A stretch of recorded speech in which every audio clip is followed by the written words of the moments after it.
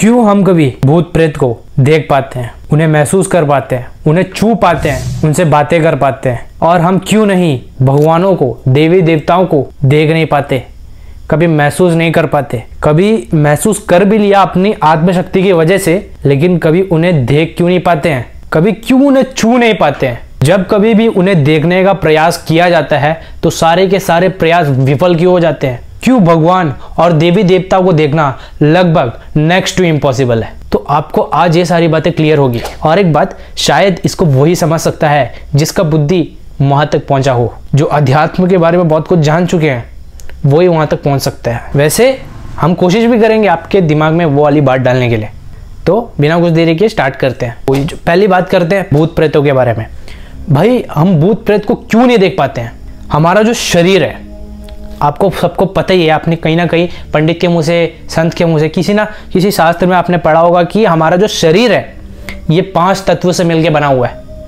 5 elements, अग्नि, जल, वायु, आकाश, पृथ्वी। अब भाई, जो भी इंसान का मृत्यु होता है, फंडा को समझो इसको, उसके बाद मैं एक्सप्लेन करूंगा कि भूत प्रेत क्यों नहीं दिखाई देते हैं और कभी कभी दिखाई भी दे देते हैं। तो पहले इसको समझो, जिस भी इंसान का मृत्यु हो जाता है समय से पहले, वो इंसान बनता है प्रेत, भूत, चुड़ैल वगैरह, जितना भी एंटिटी है उसमें से कोई एक वो बनता है उसके कर्मों के हिसाब से। अब बात आता है कि ये लोग प्रेत बनते हैं तो दिखाई कैसे देते हैं और कभी कभी दिखाई क्यों नहीं देते हैं? तो भाई, भूत प्रेत के पास होता है 2 एलिमेंट्स, 2 तत्व, एक अग्नि तत्व और एक वायु तत्व। अब ये जो तत्व है, इनके वजह से ये दिखाई नहीं देता है। ये एक दूसरे को देख सकते हैं, इंसानों को देख सकते हैं, लेकिन इंसान इनको नहीं देख सकते, क्योंकि इंसान बना है 5 एलिमेंट से और हमारा आंख जो है कैपेबल नहीं है उस चीज को कैप्चर करने के लिए। भूत प्रेत जो है हमको दिखा सकते हैं अपने आप को। कैसे? जब कोई प्रेत बनता है ना, तो उसका शरीर में 2 तत्व ही होता है, लेकिन वो जब प्रेत बनता है तो उसका अंदर एक इच्छा होता है कि इसको मैं दिखा के अपना काम निकलवा सकता हूँ। प्रेत बनता कैसा है इंसान? उसके पास कोई इच्छा रहेगा तभी तो प्रेत बनता है ना। बिना इच्छा का कोई प्रेत नहीं बनेगा। जिसका समय से पहले मृत्यु हुआ है वो भी प्रेत बनता है, और ये 2 कंडीशन में प्रेत बनता है। तो मेनली प्रेत जो होते हैं वो कुछ इच्छा की वजह से बने हैं। तो आपसे ही कुछ काम निकलवाने के लिए वो आपके सामने दिखाई देगा। आपको लगेगा अरे मैंने प्रेत को देखा है, भूत को देखा है, उड़ रही थी, उसके पैर उल्टे थे, पायल की आवाज आ रही थी, ऐसा आवाज, ऐसा अपीयरेंस वो आपको महसूस करवा सकता है। अगर कोई भी प्रेत को, कोई भी आत्मा को आपको अगर दिखाना होगा तो अपना पास एक और तत्व ऐड कर सकती है अपने कर्मों के अकॉर्डिंग। अगर उसका कर्म अच्छा है, अगर उस जन्म में उसका कर्म अच्छा था, तो उसके अच्छे कर्मों की वजह से उसको एक और तत्व की प्राप्ति होती है, जो होता है आकाश तत्व। अब भाई, आपने मूवी सीरियल्स में देखा होगा, कोई भी प्रेत को अगर दिखाया जाता है तो वो ऐसा छुओ तो वो आर पार हो जाता है। ये कैसे पॉसिबल है? ये तभी पॉसिबल है जब उसके पास आकाश तत्व होगा। अगर उसके पास आकाश तत्व नहीं है ना, तो वो दिखाई भी नहीं देगा। वो मतलब आपको फील होगा कि कोई मेरे अगल बगल है, मैं इस रूम में अकेला नहीं हूँ। अब बहुत लोग कहेंगे कि हमने खाली देखे नहीं, हम तो छू के भी देखे हैं। अब ये पॉसिबल कैसा है? कोई भी प्रेत को अगर छू लेते हैं हम, तो वो पॉसिबल कैसा है? वो तो आकाश तत्व की वजह से उसका हाथ आर पार हो जाएगा ना। हर एक प्रेत के साथ ऐसा नहीं होता है। कुछ कुछ प्रेत के अंदर बहुत तीव्र इच्छा होता है, इतना तीव्र इच्छा कि वो अपने आप को, अपना फिजिकल अपीयरेंस से आपको महसूस करवा सकता है अपने आप को। तो उसको अपने अच्छे कर्मों की वजह से आकाश तत्व के साथ साथ और एक तत्व प्राप्त होता है, वो होता है जल तत्व, वाटर एलिमेंट। ये 2 तत्व प्राप्त होने के बाद उसको आप छू भी सकते हो। और जब आप उसको छूओगे, मतलब मेरे बगल अभी प्रेत है, इसको मैंने अगर छू लिया, उसका जो अपीयरेंस होगा वो बहुत ठंडा होगा। इतना ठंडा कि समझ लो आप किसी बर्फ में हाथ लगा दिए हो, इतना ठंडा होगा। भूत होता है नेगेटिव एनर्जी, तो नेगेटिव में जो भी चीज होगा वो ठंडा ही होगा।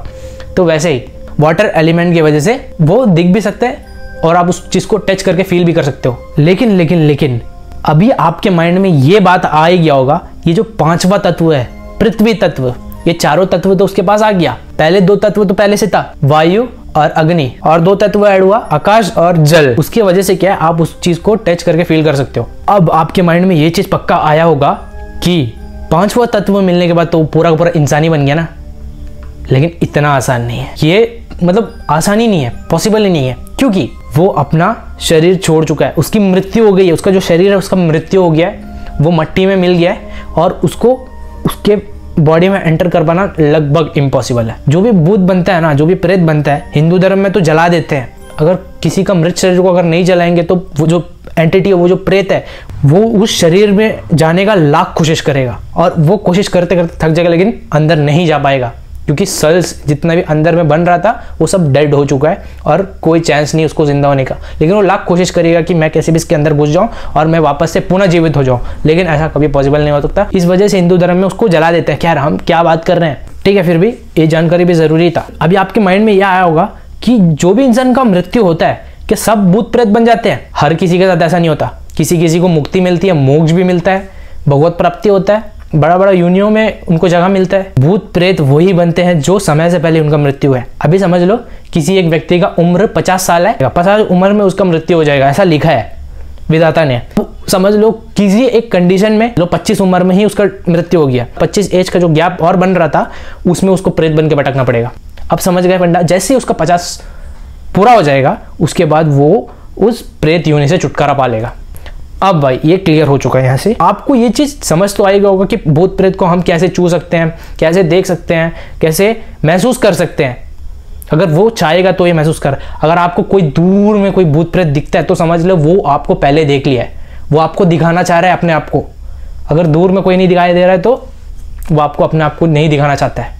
समझ लो ये बात, अच्छे से गार्ड बांध लो, क्योंकि बिना उसका इच्छा का आप उसे देख नहीं सकते भूत प्रेत को। समझ गए। अब दूसरे पॉइंट में आते हैं, भगवान और देवी देवता हमें क्यों दिखाई नहीं देते हैं। उनको कितना भी पूजा कर लो, भक्ति कर लो, लेकिन उनको देख पाना लगभग इम्पॉसिबल है। पॉसिबल है, बहुत रेयर कंडीशन में आपको दिखाई देगा।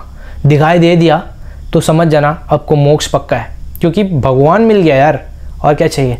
तो ये चीज़ हटाते हैं साइड में। मैक्सिमम लोगों को नहीं दिखाई देता है भगवान। भूत प्रेत तो बहुत जन को दिखा है, बहुत स्टोरियाँ हैं उसके ऊपर। अब बात आती है ये देवी देवता और ये भगवान क्यों नहीं दिखाई देते हैं। हमारा हिंदू धर्म में माना जाता है 33 करोड़ देवी देवता है। पहले देवी देवता और भगवान में अंतर समझो।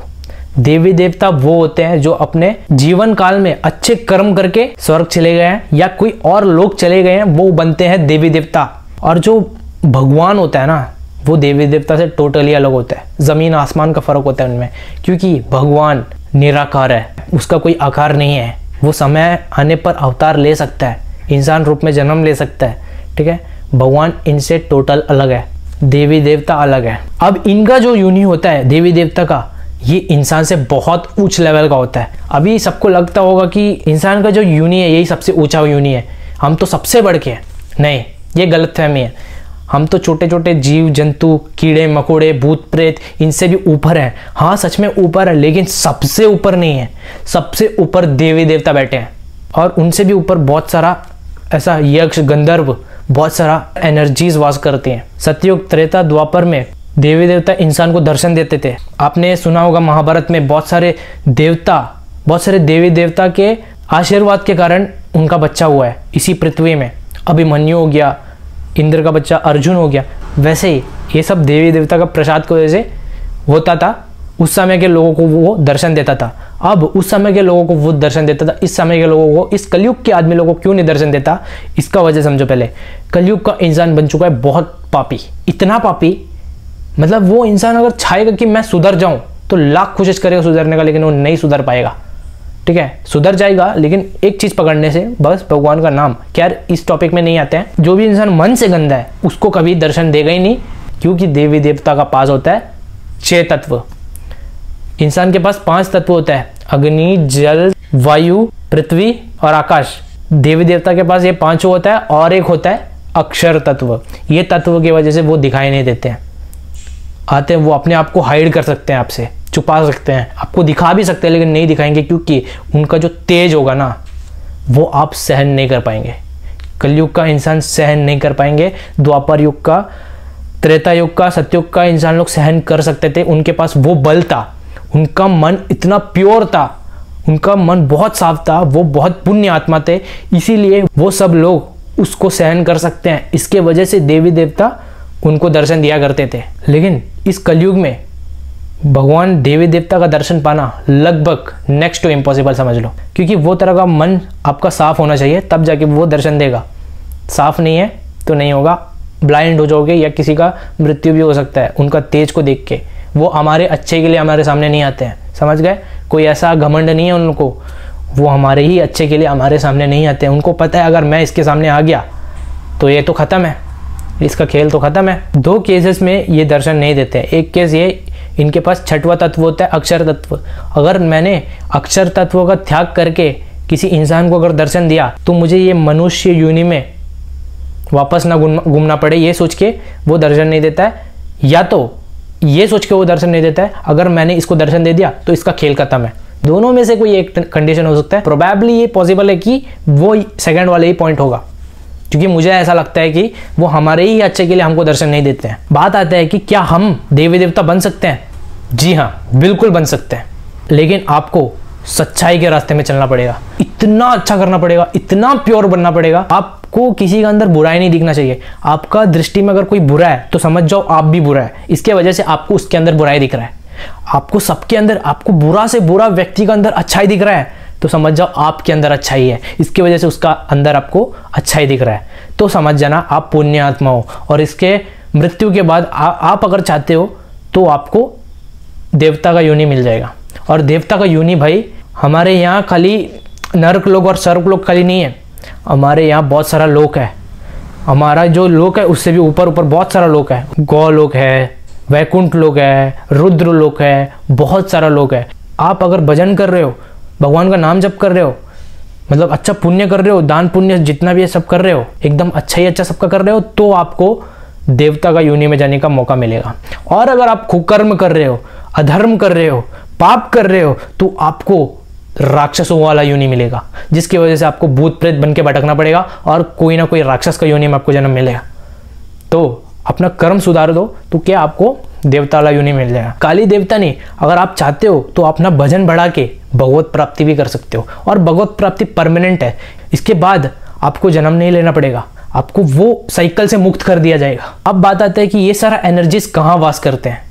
ये एनर्जीज हमारे ही डायमेंशन में वास करते हैं भाई। हमारा जो मैंने पिछले वीडियोस में बताया था कि हम 3D डायमेंशन में रहते हैं। 3 डायमेंशन, हम इधर देख सकते हैं, उधर देख सकते हैं, ऊपर देख सकते हैं, नीचे देख सकते हैं। और हमसे उच्च योनि वाले लोग 7th डायमेंशन में रहते हैं, 5th डायमेंशन में रहते हैं, 4th डायमेंशन में रहते हैं। 5th डायमेंशन में रहने वाले लोग रूप बदल सकते हैं, और 7th डायमेंशन में रहने वाले लोग बहुत जगह उपस्थित हो सकते हैं, बहुत मात्रा में। वो समय के बियॉन्ड चल सकते हैं, समय के आगे चल सकते हैं, समय के बीच में तो चल ही रहे हैं। मतलब आप समझ लो, आप यहाँ बैठ के गेम खेल रहे हो तो दूसरा जगह आप वहाँ बैठ के एडिटिंग कर रहे हो। तो ये सब चीज़ 7th डायमेंशन में पॉसिबल है। और 11th डायमेंशन में ब्रह्मा रहते हैं, और जहाँ ब्रह्मा रहते हैं वहीं से इस सृष्टि का उत्पत्ति हुआ था, और 11th डायमेंशन से ये पूरा सृष्टि बना है। उसके ऊपर वैकुंठ लोक है। अगर आप 11th डायमेंशन क्रॉस कर दिए भजन बल से तो आपको वापस से धरती में नहीं आना पड़ेगा, जन्म नहीं लेना पड़ेगा। आई होप कि आपको ये वाला जानकारी रोचक लगी होगी।